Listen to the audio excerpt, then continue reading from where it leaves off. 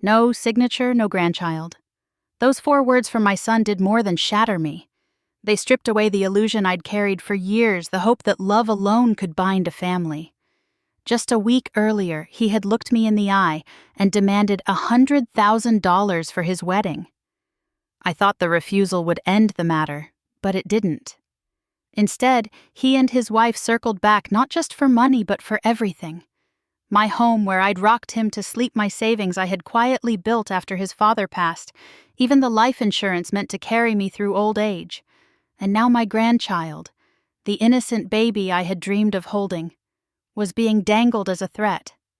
My name is Margaret Hayes, 63 years old, a widow who spent decades sacrificing for her children. And in that instant, standing in the silence after his words, I knew this wasn't only betrayal. This was the moment a mother's love had to become something else entirely: strength. It took me back to the day I chose my burgundy dress.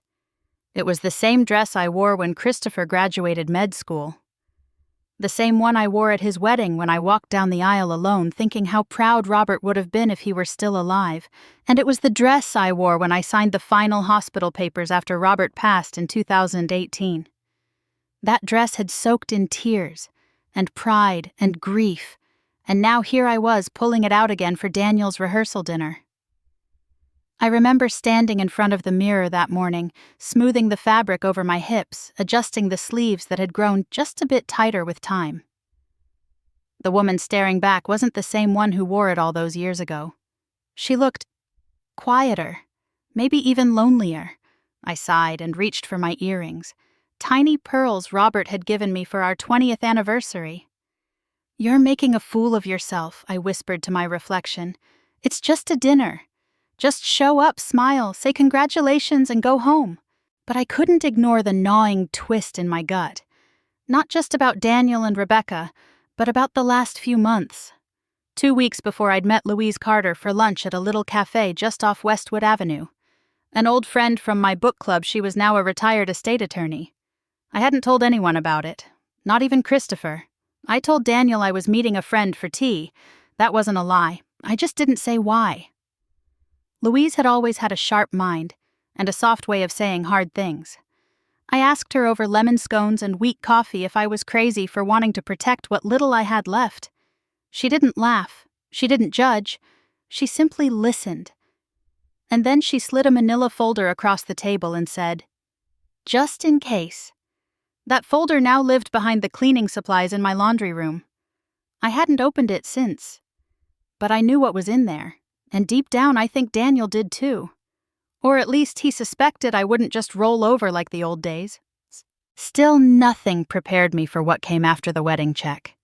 3 weeks earlier, Daniel had sat at my kitchen table, Rebecca beside him, her manicured hands wrapped around a mug she didn't drink from. He'd looked tired but not nervous, confident even. "We've booked the venue," he said, "and there's just some budget issues." Rebecca chimed in, her voice sweet as syrup. "Nothing major, just a little bump. We were hoping you could help." "How much is the bump?" I asked, folding my hands. "Just 100,000, Daniel said, like he was asking for a spare casserole dish. I laughed, not because it was funny, but because I thought he was joking. He wasn't. "Daniel, I already gave you 25 for the down payment." "I know, Mom," he said, sighing. "But the florist, the planner, the band, it's all more expensive than we expected." "We want the day to be special," Rebecca added. "And honestly, it's not even that much when you think about how much weddings cost these days. $100,000 is practically average." I remember staring at the two of them, my son and his fiancée, and realizing I didn't recognize them. Not really. I said no, not with anger, just a quiet, firm no. Rebecca had blinked her face tight. Daniel tried again. "Mom, think of it as a gift to start our life together." "You already have a life together," I said. "This is a party, and I'm not a bank." His jaw clenched just slightly. Rebecca looked away. He didn't say anything that night, just nodded stiffly and left. But his eyes stayed with me. Cold, calculating, like he'd already made a decision. And now here we were. No signature, no grandchild. He had made his decision, and maybe deep down so had I. The phone rang late Tuesday afternoon while I was folding laundry, a task I usually found oddly comforting. But the second I saw Daniel's name flash across the screen, my stomach tightened. "Hi, Mom," he said, voice honeyed a little too smooth. "Just wanted to check in. How are you?" I paused, unsure. "I'm fine," I said carefully. "Everything all right?" "Yeah, of course. Actually, Rebecca and I were talking, and we thought it might be nice to take you out for dinner. Just the three of us. You know, a little pre-wedding quality time." I could hear Rebecca laughing softly in the background like a sitcom wife. The sound crawled under my skin. "Dinner," I repeated. "Yeah, Giovanni's." Friday night at 7? On us. Giovanni's wasn't cheap. It was the kind of place Robert and I used to splurge on once a year for our anniversary. Daniel knew that. He'd been there with us once when he was a teenager and sulked the whole time because the waiter mispronounced his name. Now he wanted to take me there. Something didn't sit right. Still, I said yes.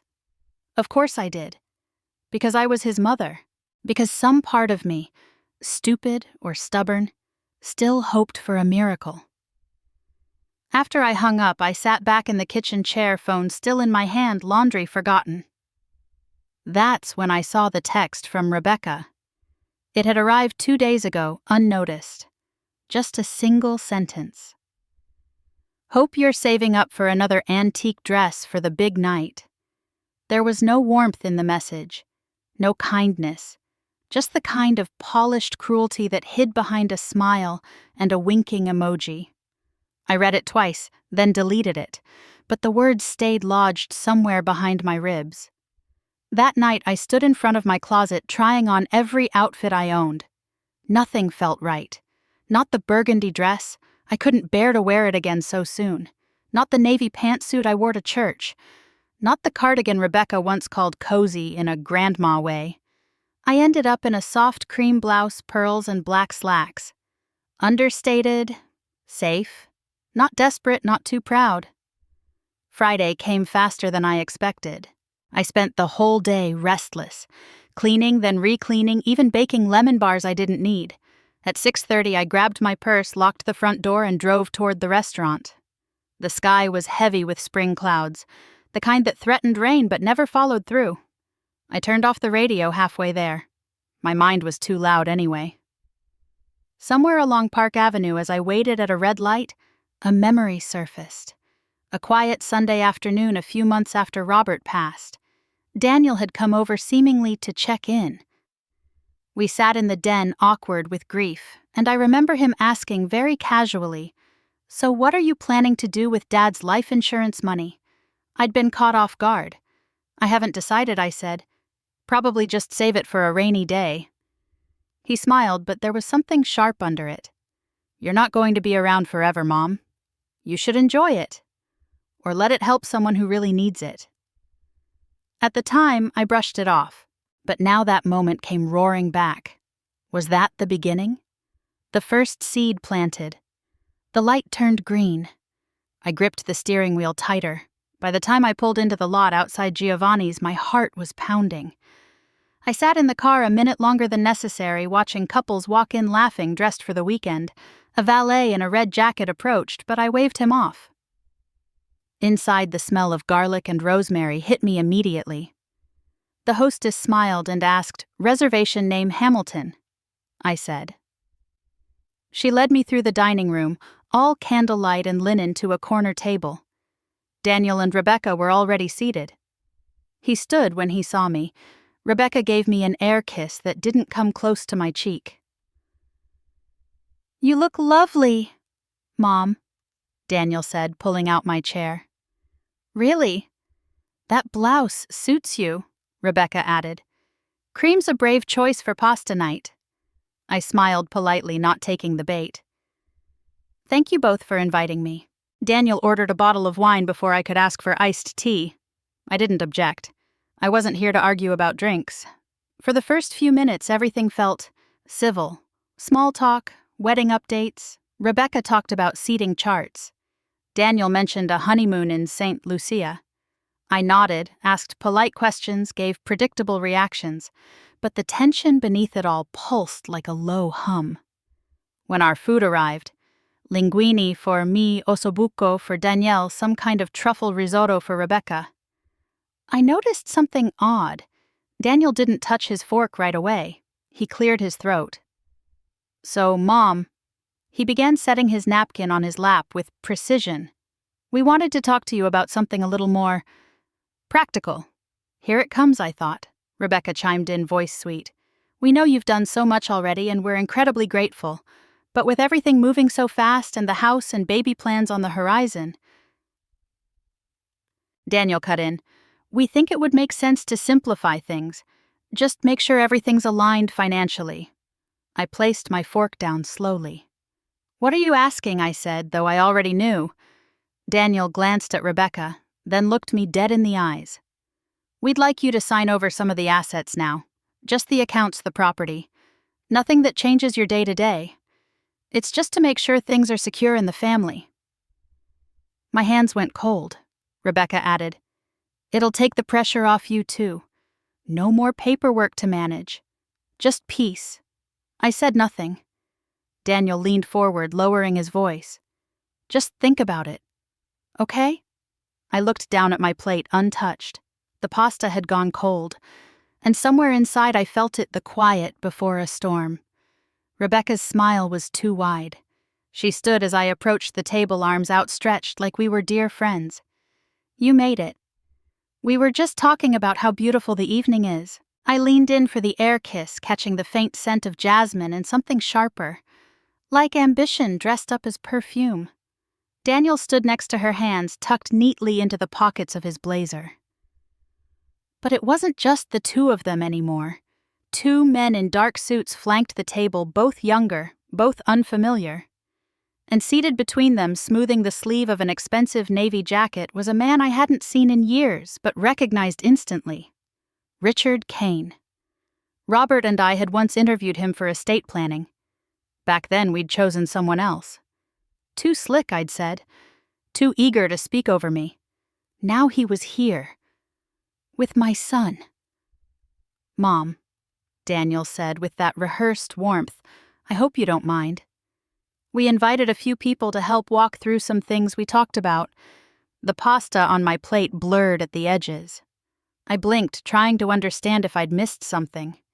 "Did we talk about this?" When Rebecca gestured to the man in the middle. "You remember Richard Kane, right? He's one of the best in the state." Richard smiled, standing, slowly extending a hand like we were old friends. "Mrs. Hayes, lovely to see you again. I must say you haven't aged a bit." I shook his hand, not returning the smile. "Richard," Daniel motioned to the seat beside him. "Come sit, Mom. Let's talk." My legs felt stiff as I sat down. I reached for my glass of water, half hoping it would steady my hands. It didn't. "We didn't want to blindside you," Daniel began, which of course meant that's exactly what they were doing. "But we've been thinking about how to streamline things for you." Rebecca nodded, her tone sugary. "You've always done so much for everyone. It's time you relax a little, don't you think?" Richard pulled out a slim leather folder and opened it with care. He slid a document toward me.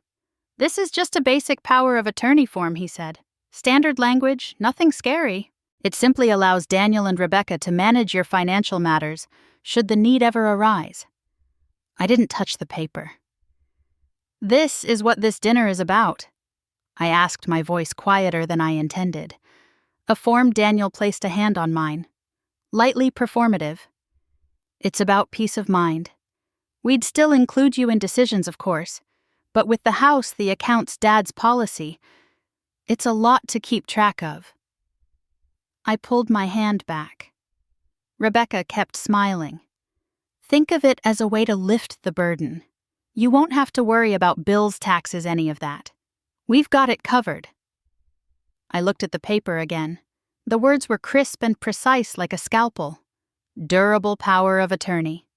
Joint financial authority. Immediate activation. No expiration. It wasn't a safety net. It was a transfer of power. And then Daniel said it, the line that turned something inside me to stone.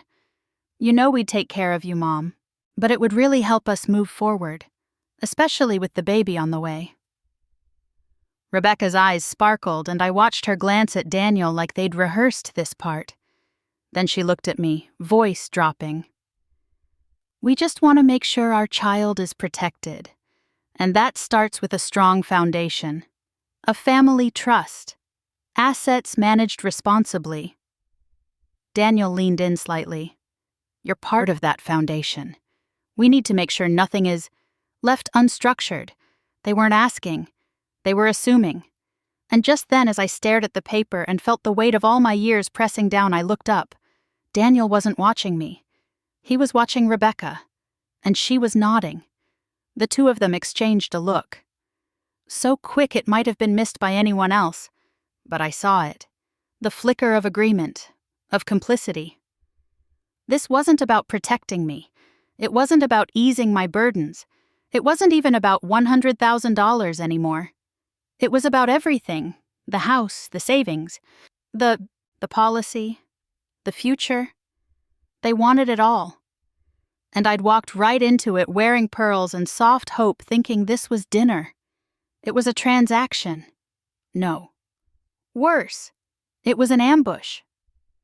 Richard Kane adjusted his cufflinks before sliding the thicker folder across the table this time, with the deliberateness of someone presenting an offer, not a suggestion. "There's also a more comprehensive draft here," he said almost casually. "Just something we prepared in advance based on our prior discussions with Daniel and Rebecca. Purely optional, of course." The folder landed in front of me with a soft thud, but its weight felt immense. I hesitated, then opened it. 3 pages in, I saw the numbers. The house, valued at $450,000, listed under transfer of title to a newly proposed family trust with Daniel and Rebecca as co-trustees. My name listed only as the original owner. Life insurance policy, $250,000 reassigned beneficiary from Margaret Hayes, living spouse to family planning fund, to be directed by Daniel Hayes. And my retirement accounts, $180,000 spread across mutual funds and bonds, listed under voluntary consolidation for generational security. Voluntary. I felt a chill creep up my spine, even though the room wasn't cold. "This isn't just a power of attorney," I said slowly, my voice steadier than I felt. "This is everything." Richard folded his hands. "It's a consolidation, yes, but it keeps your access intact technically. Day to day, you wouldn't notice a change, but it does ensure that assets are protected and utilized wisely for the next generation." Rebecca reached across the table and took Daniel's hand, their fingers intertwined like actors hitting their mark. "Everything we're doing is for the baby," she said gently, like I was being unreasonable. "We want to give them stability, legacy, love." I looked at her, then at Daniel. He wouldn't meet my eyes. My heart was pounding now, each beat louder than the clinking forks and murmured conversation around us. I couldn't even taste the wine I'd sipped earlier. My mouth had gone dry. "Are you asking me," I said carefully, "to give you my house, my insurance policy, my savings?" Daniel finally looked up, and for a split second I saw something. Hesitation, maybe, but it was gone before it could root. He said, "It's not giving. It's planning. We're just helping you simplify." Rebecca's smile didn't waver. Besides, she added sweetly, "You've said yourself you don't need much. You live alone, you don't travel, you're not even part of the golf club anymore." I let out a quiet breath through my nose, steadying my hands in my lap. And then she said it. No signature, no grandchild. The words landed with such force I thought I'd imagined them. My eyes flicked to Daniel. He looked down. Not shocked, not angry, just quiet. I turned back to Rebecca. "Excuse me." She didn't blink. "It's not a threat, Margaret. It's a boundary. If we can't trust you to support the family structure, then it wouldn't be fair to expose our child to instability. That's just responsible parenting." I blinked. Responsible parenting. For a moment, I forgot where I was. The flickering candlelight, the low hum of the restaurant, the crisp linen napkin still folded on my lap. It all faded into something dull and far away. I thought about Robert, what he'd say if he were here. I thought about holding Daniel as a newborn, how his fingers curled around mine. I thought about that first ultrasound Daniel had emailed to me 6 weeks ago, a black and white blur he'd called our little miracle. And now that miracle had become currency. I reached for my water glass again, hands trembling now. I took a sip to mask it. "I see," I said quietly, because I did. I saw everything. "I just need a minute," I said, rising from my seat, folding my napkin carefully as if nothing inside me was shaking. Daniel didn't stop me. Neither did Rebecca. Richard gave a polite nod, but I caught the flicker of suspicion in his eyes. I kept my steps steady as I walked toward the back hallway near the restrooms, past a server carrying creme brulee and someone laughing too loudly over wine. In the quiet of the hallway, I pulled out my phone. My fingers trembled as I tapped the screen. I didn't think. I just called. Christopher picked up on the second ring. "Hey, Mom. You all right?" The sound of his voice nearly undid me. I'm at dinner with your brother," I whispered, turning to face the wall shielding the phone. "It's not dinner, it's something else. They brought a lawyer. They want me to sign everything over, the house, the money, even the policy." There was a pause. Then his voice dropped low. "Where are you, Giovanni's?" "I'll be there." "It's 3 hours." "I'll be there," he repeated. "Don't sign anything, don't leave. Just sit tight." The call ended. I stared at the phone for a second longer, like it might collapse in my hands. When I returned to the table, I forced a smile. Rebecca looked up from her risotto and arched an eyebrow. "Everything okay?" "Yes," I said, sitting down. "Just needed a moment." Daniel leaned in, tapping the document with his finger. "Look, Mom, if we can wrap this up tonight, it would really mean a lot. We want everything clean and simple before the wedding." "It just makes sense," Rebecca chimed in, tone light but unmistakably sharp. "We've already made so many arrangements. The venue, the vendors, the Miller family dinner next weekend. We can't afford to push things around." "Timing is sensitive," Richard added. "The sooner these documents are signed, the sooner we can begin proper allocation." My mind wasn't listening anymore. I watched the flicker of candlelight against Rebecca's diamond earrings, the way Daniel kept glancing toward the folder like it might vanish if I didn't sign it fast enough. I took another sip of water, nodding slightly, pretending to consider. "Maybe I just need to read it again," I murmured, buying time. Daniel sighed, clearly trying to hold on to patience. "You've always said you wanted to avoid drama. This is the way to do that." Rebecca pressed her manicured hands together as if in prayer. "This is the beginning of our family. We need to know we're on the same page." Family. That word rang like a bitter echo. I looked at the clock on the wall above the bar. It was 9:04 p.m. Christopher wouldn't make it until close to midnight. I just had to hold on. Rebecca poured me more wine without asking. I let her. Daniel rubbed his temple like this negotiation was beneath him. I kept smiling. Another 20 minutes passed. I asked questions. I reread the clauses. I pretended to be confused by a paragraph Richard had clearly drafted to confuse, but the temperature at the table was rising. Daniel finally said more firmly now, "Mom, we can have the notary here in 20 minutes. All it takes is a signature, and then we're good. No mess, no drama, just family." I said nothing. Rebecca leaned forward, her voice dropping to a lower register, soft but cutting. "If this doesn't happen tonight, Margaret, you need to understand, it changes everything. The guest list, our plans, our future."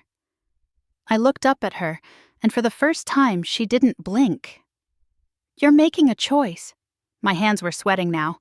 I folded them in my lap, nodding slightly again, pretending to weigh something. The door opened at the front of the restaurant. Footsteps. I heard them before I saw him. Christopher walked in, still wearing his hospital scrubs under a coat, his name badge clipped crooked, a smear of antiseptic faint on his sleeve. His face scanned the room once, then locked onto ours. He didn't stop at the hostess stand. He walked straight to our table. Daniel stiffened. Rebecca's eyes widened, just a flicker. "Mom," Christopher said, stopping beside me. "You okay?" I looked up at him and exhaled. "I am now." Christopher pulled out the empty chair beside me and sat down slowly, never breaking eye contact with Daniel. His jaw was tight, his voice low but clear. "Did you seriously just use your unborn child to pressure Mom into signing over her entire life?" Daniel shifted in his seat. "It's not like that." Christopher leaned in, elbows on the table. "Then what is it like?" Rebecca jumped in, her tone syrupy and defensive all at once. "We're not pressuring anyone. Margaret is struggling to keep up with the estate.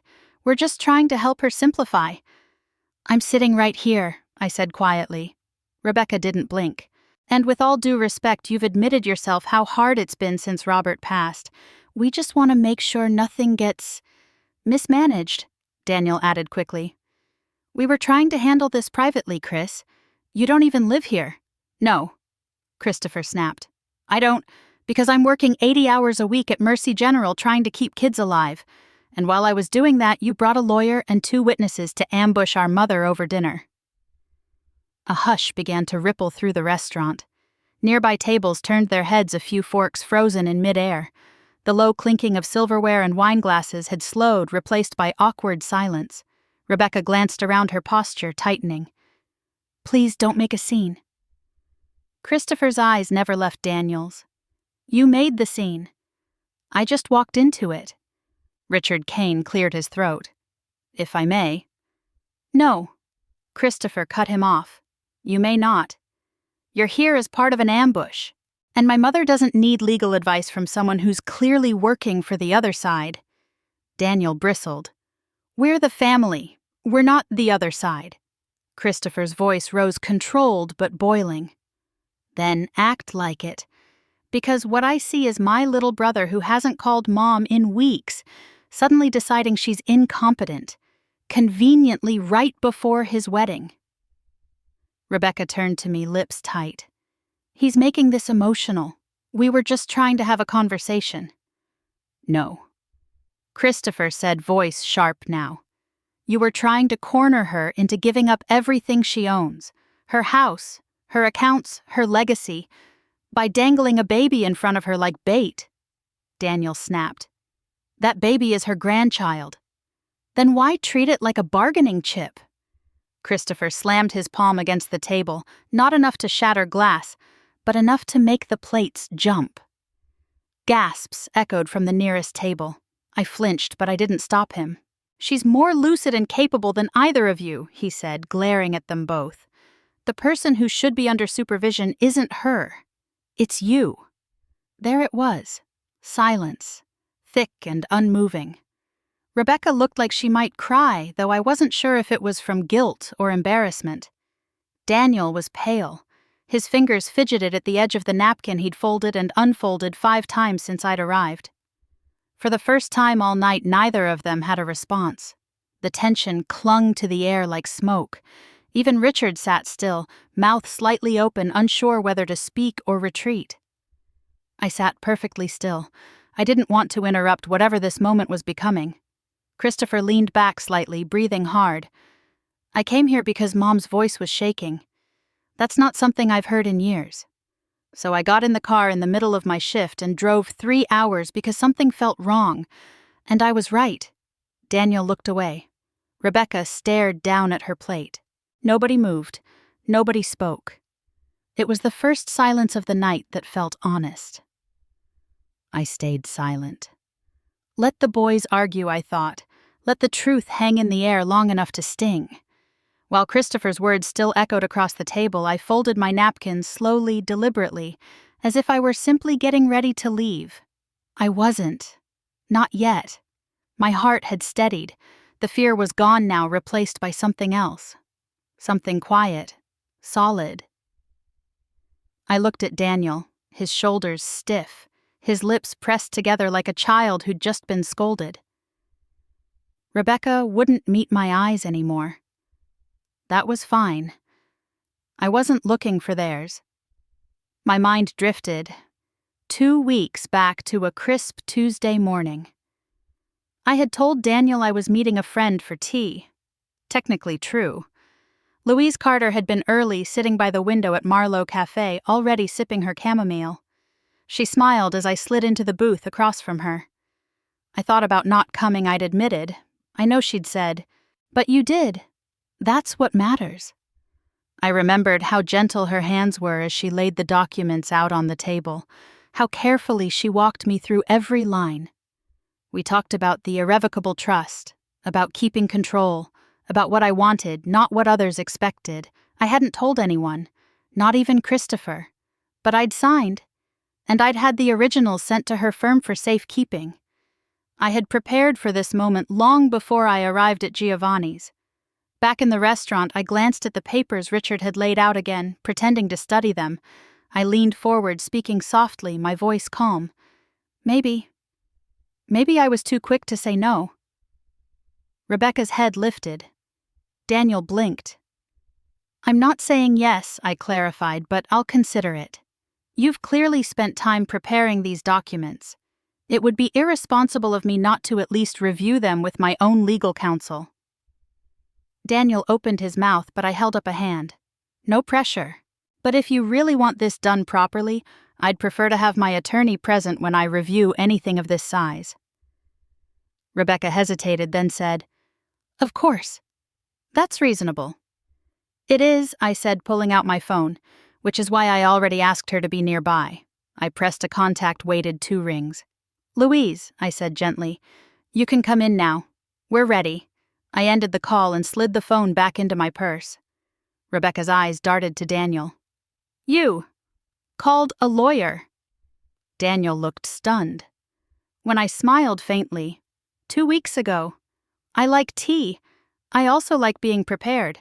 For a long moment, no one said anything. Then from across the restaurant, the front doors opened, and in walked Louise Carter. Louise Carter walked in like she'd owned the place for years. She wasn't tall, but she didn't need to be. Her presence was enough. Neatly pressed navy suit, silver gray hair pulled into a tight twist leather briefcase in one hand, and eyes that missed nothing. The air in the restaurant shifted. Even Richard Kane straightened in his seat. She spotted me at the table and offered a nod. Not warm, not cold, just precise. She stepped between Daniel and Christopher without hesitation and set her case down on the edge of the table. "I understand there's been some discussion regarding Mrs. Hayes's assets," she said clearly, her voice smooth but edged like glass. "I'm here to clarify a few things." Daniel leaned back, trying to compose himself. "I wasn't aware you were still practicing." Louise smiled, just a hint. "Semi-retired. But I always make time for old friends." Rebecca stiffened beside Daniel. "This really isn't necessary." "It is," I said softly. Louise clicked open the briefcase, pulling out a blue folder with a gold seal. 2 weeks ago, she began Mrs. Hayes executed a legally binding irrevocable family legacy trust. I am the counsel of record. The trust was finalized and recorded with the Marion County Clerk's office. She paused just long enough to let that land. All major assets, including the primary residence on Willowbrook Lane, the life insurance policy, and the retirement accounts, have been transferred into the trust. The trust is now the legal owner. Richard Kane cleared his throat. "With respect, I haven't seen any record of this." "You wouldn't," Louise said without turning to him. "Because it was none of your business until now." Daniel's lips parted, but nothing came out. Louise continued, sliding a copy of the document toward me, then toward Christopher. "Christopher Hayes is named the sole trustee with full fiduciary discretion. The beneficiary is Eleanor Hayes Daniel and Rebecca's daughter. No disbursements may be made until she reaches the age of 25. Rebecca's voice cracked. 25. She won't even know her own grandmother by then. "She'll know me," I said quietly, "on my terms." Daniel finally spoke, voice low. "You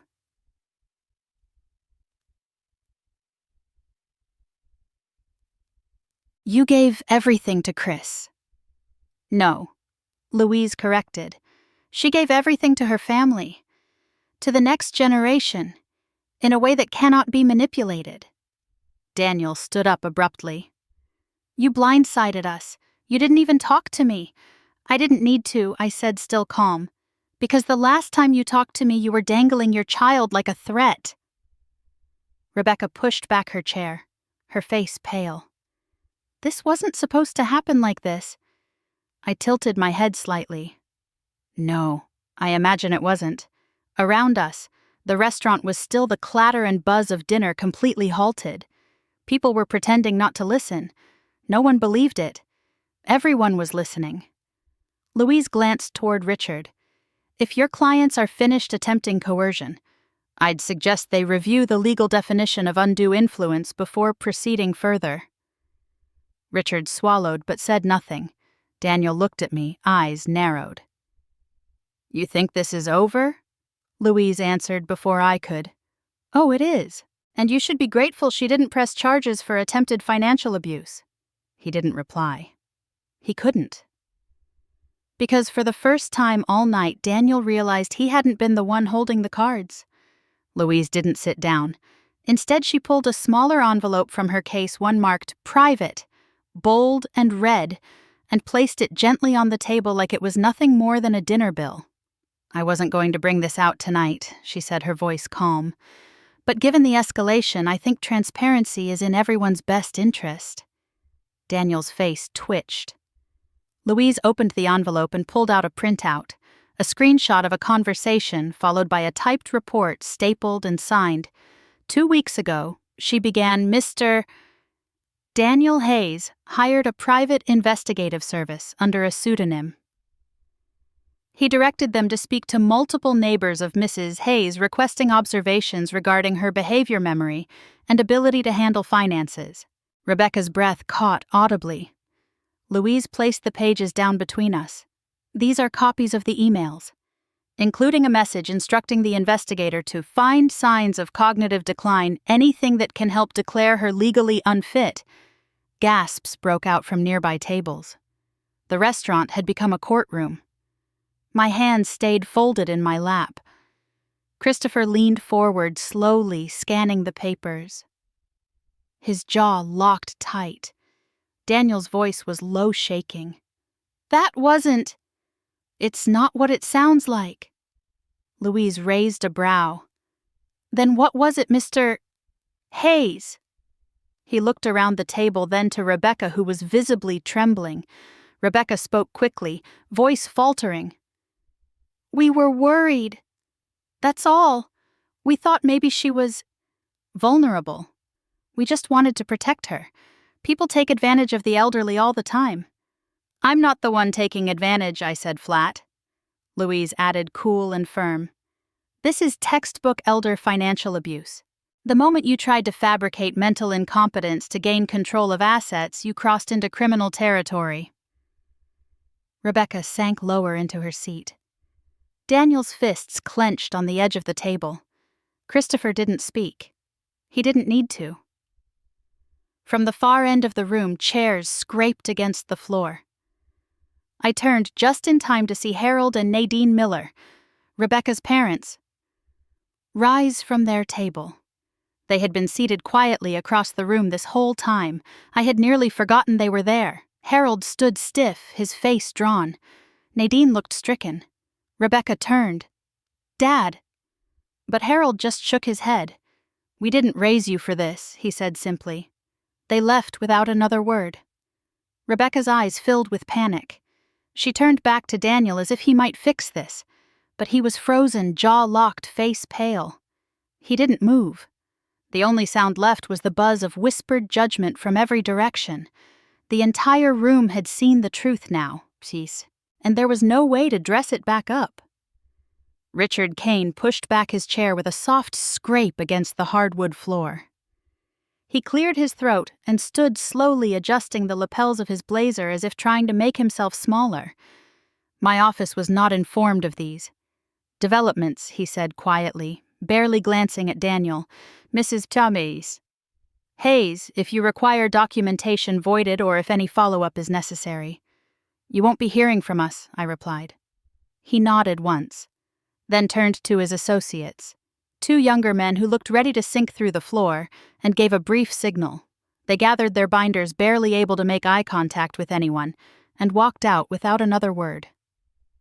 Daniel stared after them, lips parted in disbelief.